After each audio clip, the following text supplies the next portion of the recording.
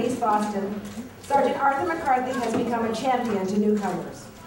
From people who may or may not be in the country legally, to people who find themselves victims without an advocate, Sergeant McCarthy, says his father, is seen as a bridge to safety and understanding in a community that often fears and resents the police force.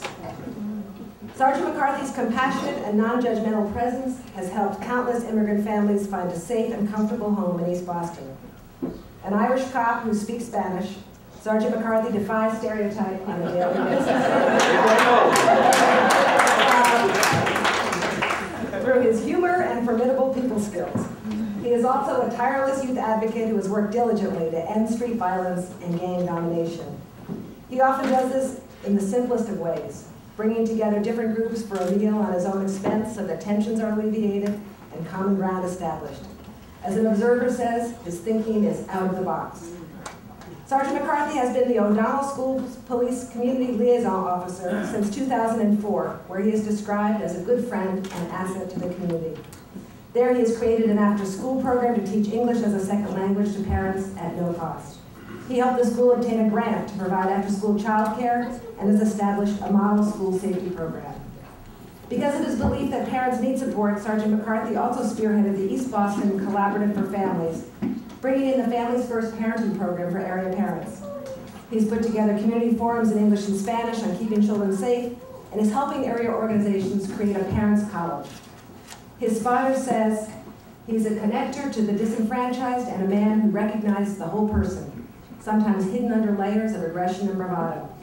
Sergeant McCarthy is a selfless individual whose love for humanity, imperfections and all, leads every action.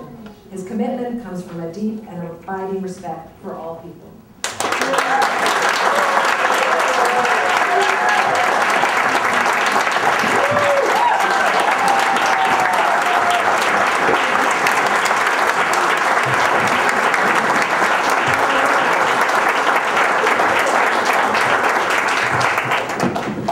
Thank you very much. And I didn't realize that was me you were talking about.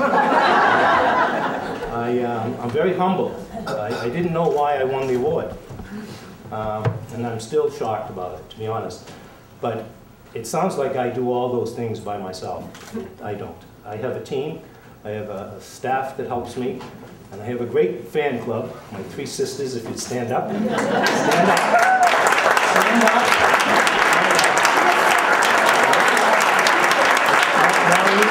Dorothy is me, and if you look at the saying to the right, the Cherokee saying over there, it says, "Do not criticize your brother or sister." They're always criticizing you. They're always criticizing you. It's always constructive. And I would also like to thank John White. John, are you there? Stand up, please. John is a good friend of mine. He's a social worker in East Boston, and we help people in need. John is a mentor of mine. We've become very good friends in recent years, and without him, I couldn't do some of the things I really do, honest. And I would also like to thank Dan Long. Dan, take a stand. Dan's a police officer. Dan works in the community service office with me. He's the youth service officer, and he is unstoppable. He has so much tenacity and energy. I don't know where he gets it. He was a former boxer when he was a young man. He fought 39 professional fights. Right? He's a great guy, and I believe that Dan should deserve this award. He's unbelievable. And he is learning Spanish. He's a great student, and he's going to be bilingual in 15 years. No, he's doing really good. He has telephone conversations, and for those of you who know about learning another language, telephone conversation is extremely difficult, and he does excellent. Okay? And I would also like to recognize Marcela Garcia, the managing editor of El Planeta, because she helps me so much with the Spanish-speaking community. She never criticizes us when we put stories out, and she's always very helpful to us. Stand up, Marcela.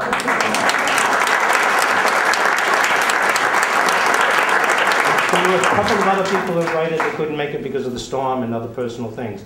But I know that there were other people interviewed. For example, I see Sue Kovitz back there from Families First, and I know that they were interviewed because certain people told me, and Dr. Bob Martin, and from the O'Donnell School, John Kelly from the East Boston Social Society. I would love to thank them. And I know there was a host of others, and I'm still in a state of disbelief. I really am, and I'm so thankful. I can't believe it. Thank you very much.